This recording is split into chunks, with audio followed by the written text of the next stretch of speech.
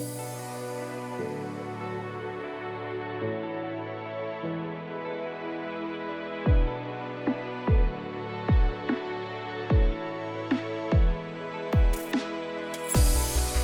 Worm started in 2016, and Katie and I were friends. We didn't know each other really well at the time. We used to meet for like Sunday dinners, and Katie and I would always sit next to each other, and like once we had a few drinks, we'd always talk about the fact that we weren't happy with what we were doing. We decided that we'd start a business together, but we were like drunk and everyone around us was like, yeah, right, whatever. And we didn't know what the business was. We just decided it was that and that we'd meet like on the Monday morning. And we met and we were like, right, what could our business be? Worm is a creative flower studio. It started as a flower and book delivery service where you could tell us about the person and we'd pick a book and a bunch of flowers. It grew from there into doing events and weddings, and then we realised that we just loved the more creative side of it, like doing like the big installations and more conceptual projects.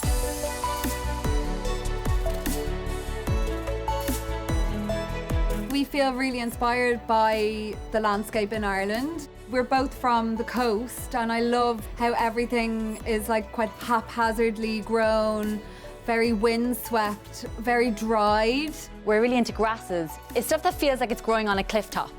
I guess a lot of the flowers that we've always taken inspiration from are kind of wild, just not the most beautiful rose. You know, these have, you know, weird and wonderful stems, and they're not just kind of straight flowers that all look the same. So they're just really exciting to work with. And when we work with flowers like this, they're the hero, you know? They don't need to be like mixed with loads of foliage or anything like that. They're just beautiful on their own. I love the community around here. We're in a Church of England church hall. There's a huge Hasidic community here. There's also a really large Muslim community. So it's a real kind of, I guess, melting pot of lots of different religions and people.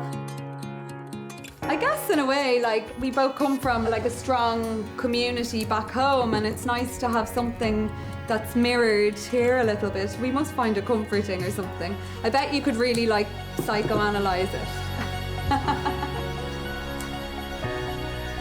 I think lockdown's been quite difficult in lots of ways. Like, our business has completely changed. We've been able to keep our heads above the water, but it's not like, you just have to accept you're not going to make money right now. I was on maternity leave, and I remember thinking, oh, it'll just be a few weeks and it's fine. A few events were cancelled, a few weddings.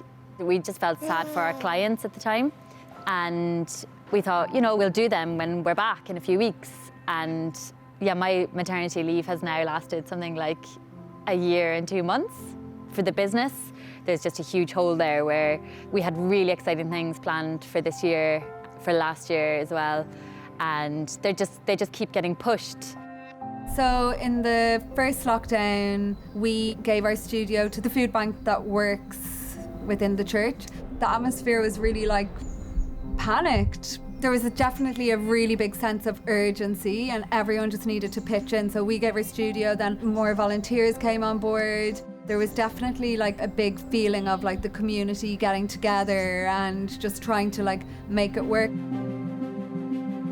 We really have it in our heads that we started with nothing. Like, we didn't start with investment, we didn't start knowing any clients. So it really feels like once we keep ticking over, we can start again. I think starting a business, like starting Worm, has been literally like the best thing I've ever done. And so lucky to do it with like Terri, who is like my best friend. We just feel optimistic that once events are back, everyone's going to want to have events, and everyone's going to want to have like lavish weddings and all those things that they couldn't do during lockdown.